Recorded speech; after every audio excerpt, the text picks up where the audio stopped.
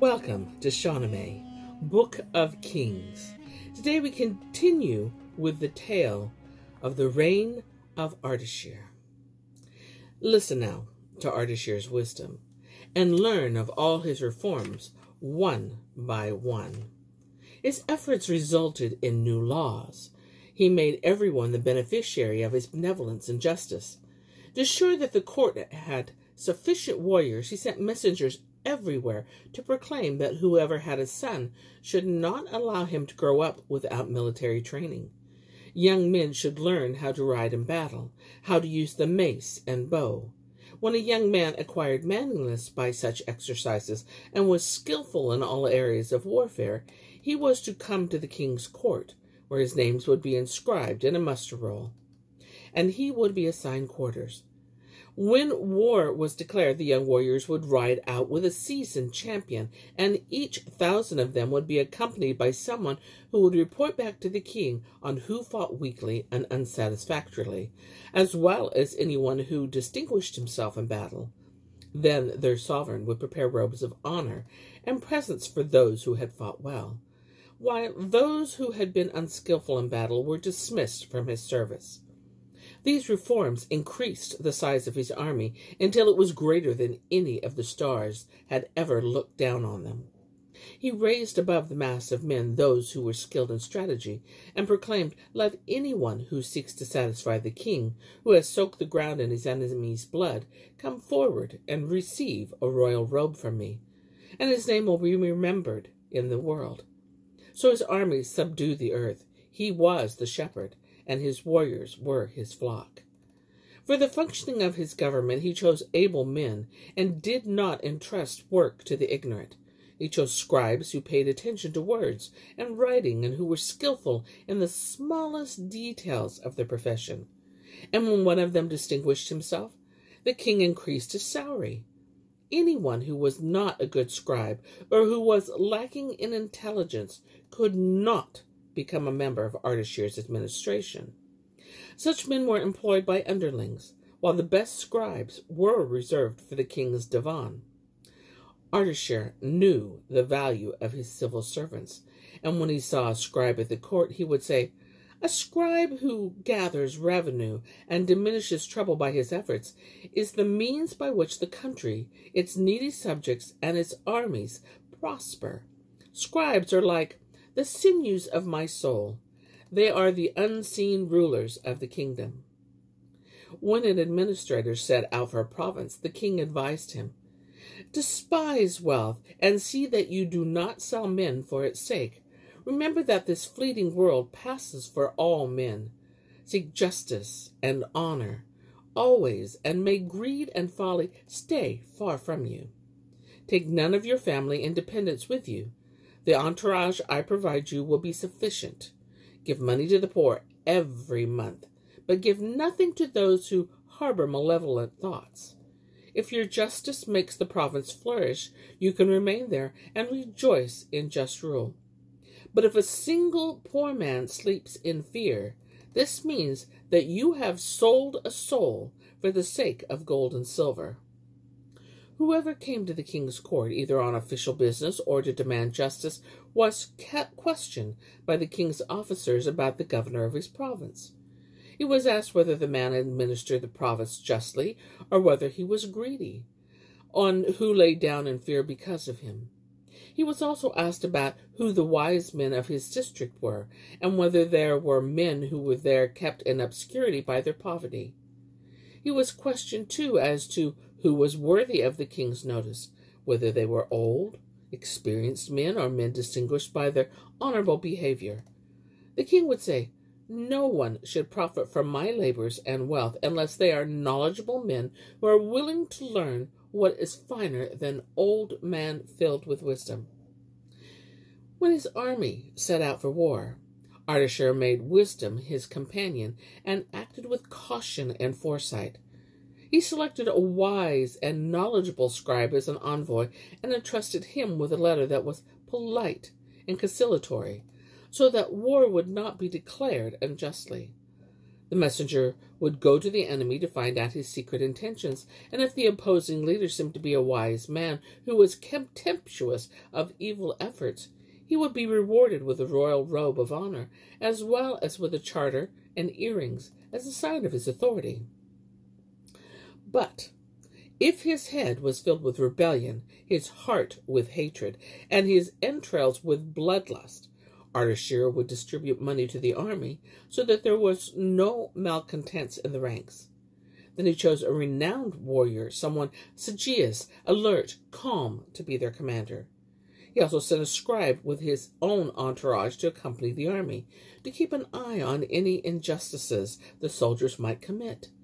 He had someone whose voice could carry 2 miles mounted on an elephant, and his herald would proclaim, "Warriors, ready for war, all of you who have heart, or reputation, or sense of shame, know that neither the poor nor the rich must suffer because of you.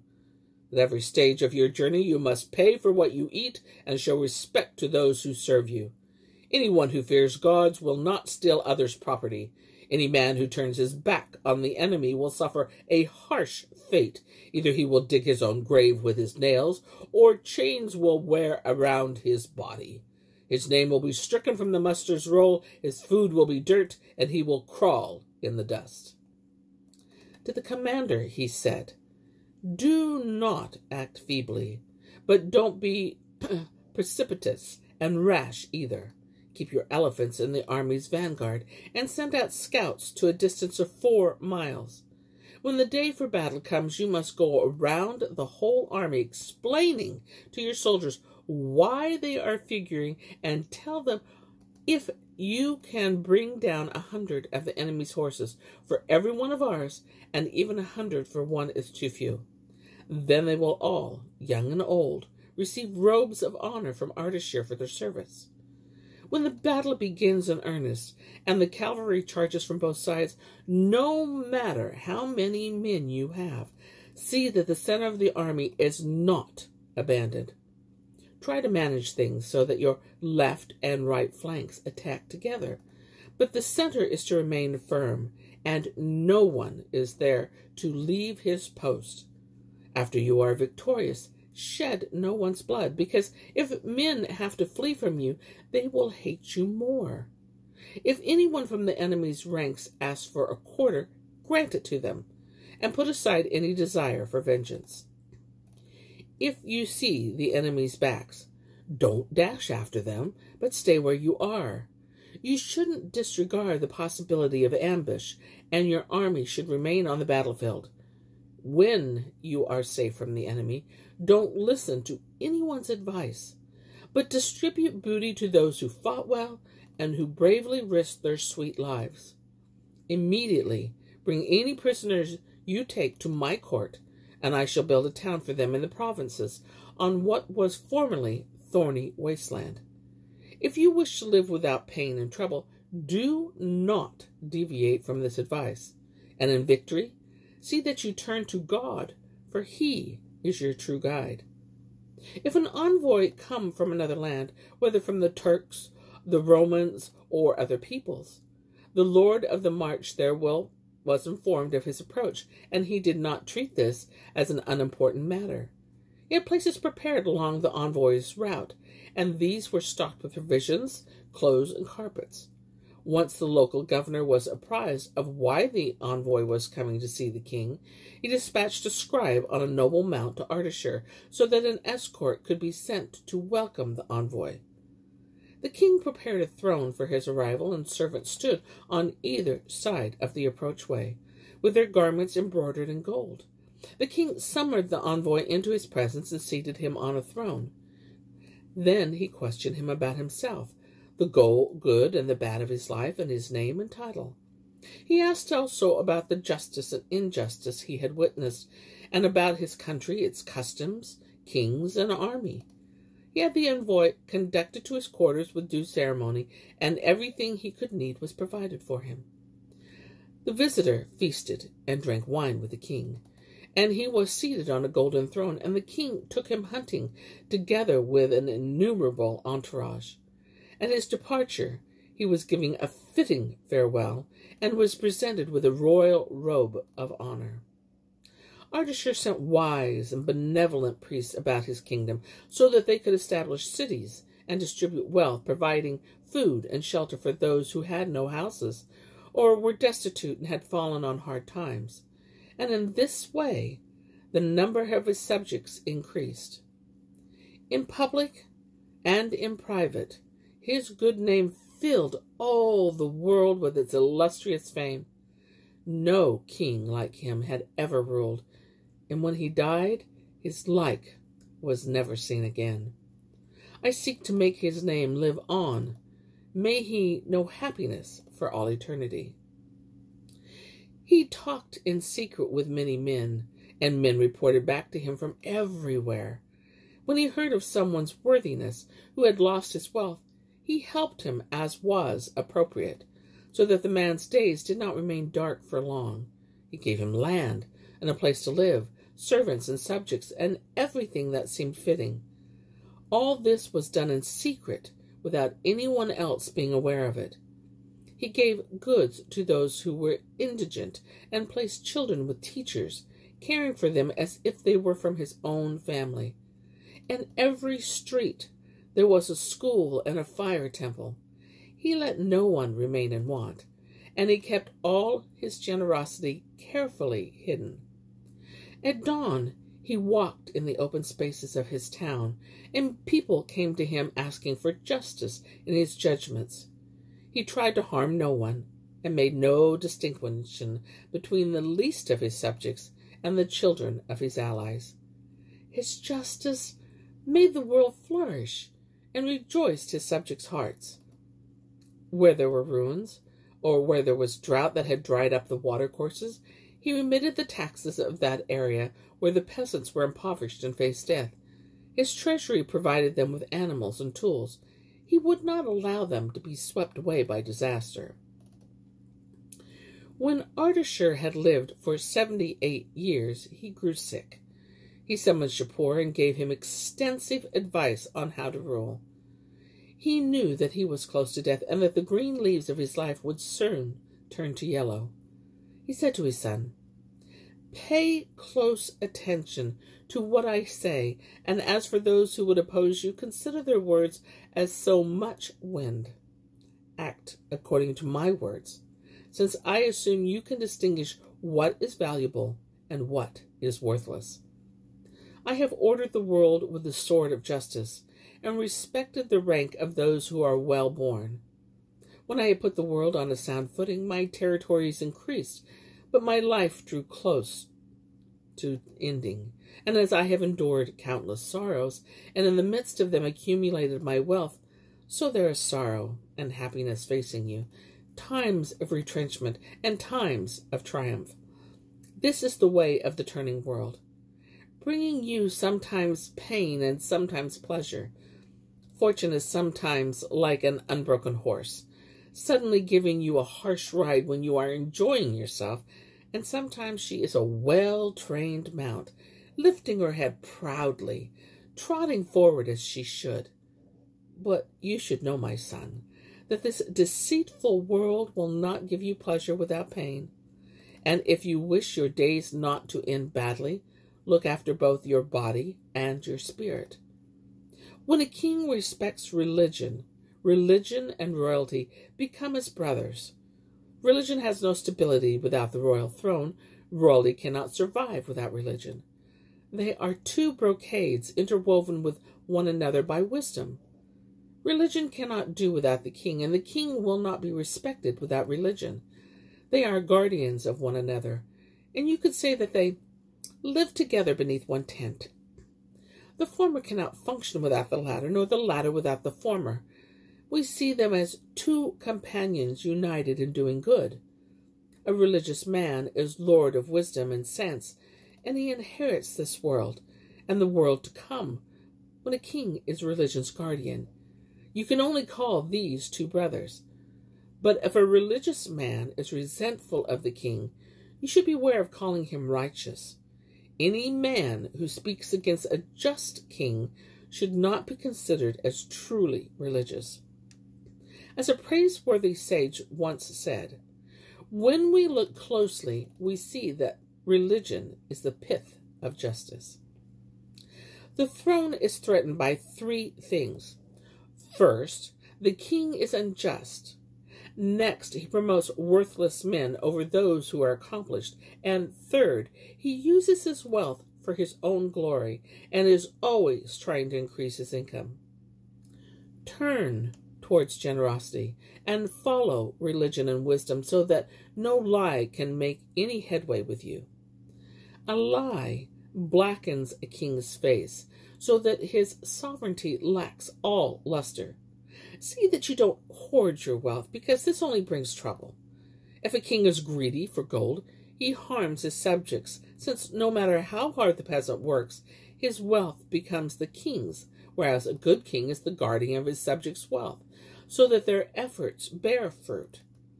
Try to control your anger, and when men transgress, be generous and close your eyes. If you are angry, you will regret it. If men repent, have the balm of mercy ready. Whenever a king is quick-tempered, wise men think of him as lightweight. It is ugly for a king to have malevolent desires, and you should fill your heart with kindness. And if you ever let fear into your heart, those who wish you ill will confuse all intentions. Don't hold back from being generous. And as far as you can, my son, know what things are worth. You should realize that sovereignty belongs to the king, whose generosity encompasses the cosmos. Sometimes the royal office brings sorrow, and then the king should turn to his counselors and priests, asking them what is just and what is unjust, and preserving their answers in his heart. On the days when you go out with your hunting cheetahs, see that you don't play two games at once. Riding out and hunting don't mix with wine drinking and banquets, since the body becomes heavy when you drink wine. The nobility know the nostrum, and if any enemy should appear, then both drinking and hunting must be set aside in favor of distributing money, preparing arms, and summoning troops from the provinces. Don't put off until tomorrow what must be done today, and don't promote bad advisors to high offices. Don't look for righteousness in the hearts of vulgar folk.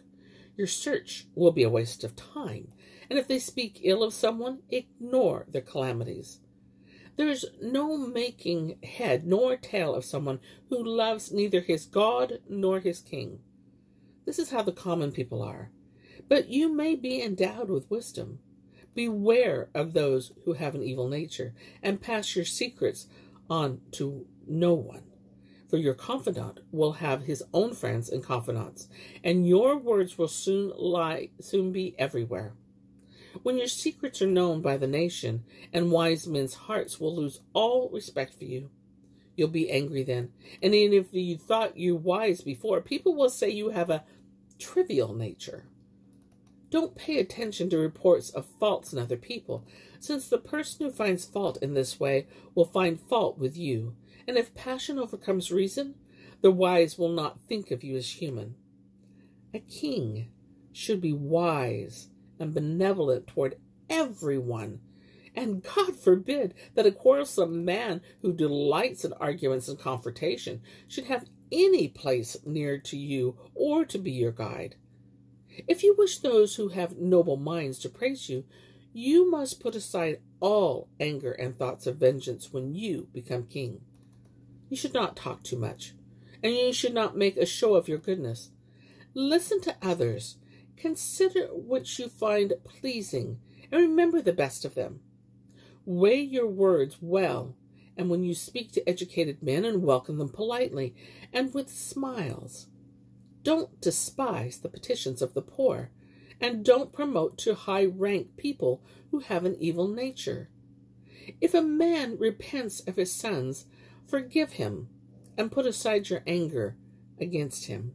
Always be someone who dispenses justice, and who looks after his subjects, since a man who is generous and patient is blessed. When your enemies are afraid of you, they will flatter you. But you should prepare your army and have the kettle drums made ready. Attack when your enemy is trying to avoid a fight and comes weak to the battlefield.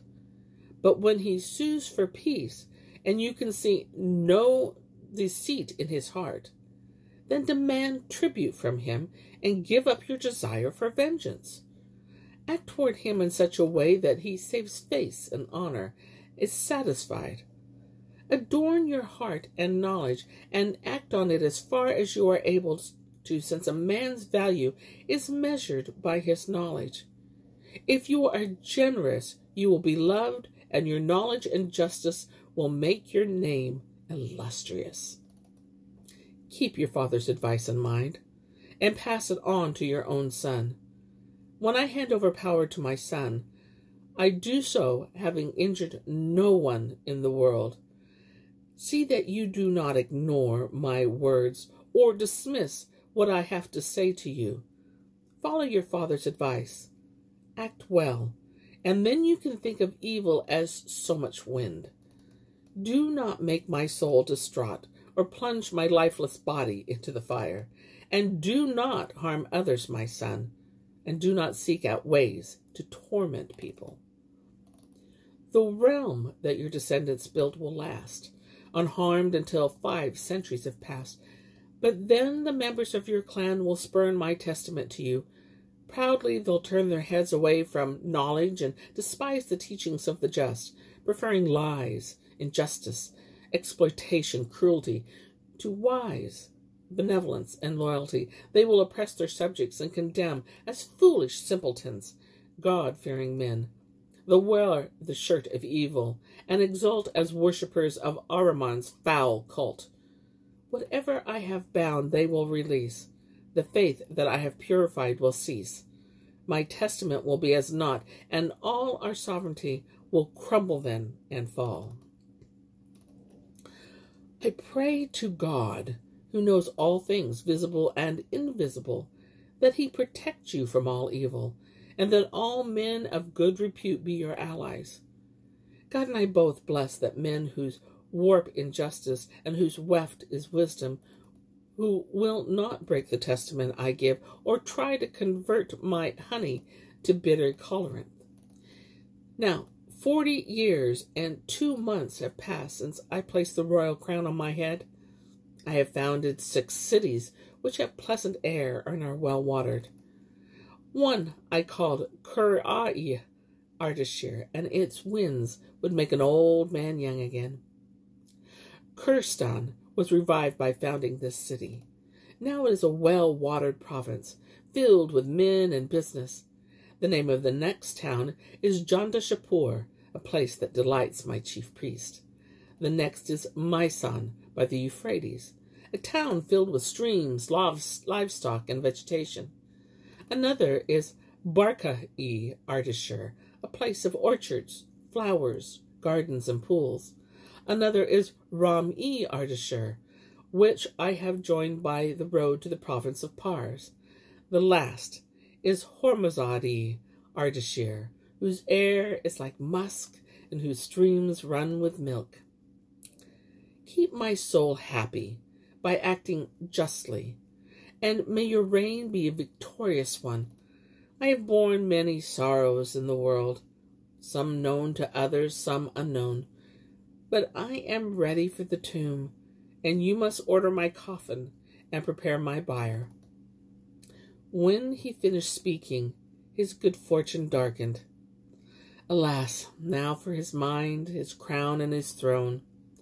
Happy is he who has not known greatness, and who does not have to leave a throne. You struggle and accumulate all kinds of goods, but neither men nor goods remain. Finally, we are partners with the dust, and our cheeks are covered by a shroud. Come, let us do good with our hands, and not give this unstable world over to evil. The man who lifts a wineglass in his hand in memory of the kings who ruled his land knows happiness. The toasts come thick and fast, until content and tired, he sleeps at last. Tell us, of Shapur's banquets now explain the story of this noble prince's reign. Here's where I end my tale for today. But I'll be back tomorrow with more tales, many more tales. Until then, my friends,